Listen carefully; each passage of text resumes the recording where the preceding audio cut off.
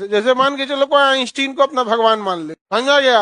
अब आप आइंस्टीन के बारे में कुछ भी बोलिएगा, केस कर देगा हमारी धार्मिक भावनाओं को ठेस मानने के लिए। जैसे आप भगवान को मान रहे हो, आइंस्टीन को मान रहे हो, आइंस्टीन भगवान, तो उसकी तो धार्मिक भावना है। अब दोनों में माइन्यूट अंतर सब। जो आस्तिक होता है, जो आस्तिक, जो भगवान को मानता है, एक्चुअल में वो आस्तिक कहता है कि हम 300 में से एक के धर्म को मानते हैं, बाकी 299 को हम नहीं मानते। आस्तिक का मतलब यही ना हुआ, आप भगवान को मानते हैं, चाहे जिस भी भगवान को मानते हैं, तो मतलब 300 धर्मों में आप किसी एक को मानते हैं, बाकी 99 को आप मानते ही। नास्तिक में ज्यादा का डिफरेंस नहीं है, वो कहता हम 300 में 300 को नहीं मानते, 300 में 300 को नहीं मानते। अंतर समझ में आ गया। आप कहते हैं कि हम 299 को नहीं मानते हैं, एगो को मानते हैं। जो नास्तिक है वो कहता है वो एगो को काहे मानना है, जब इतना छोड़िए दिए हो तबे छोड़ दो। कहता है कि हम कोनो को नहीं मान।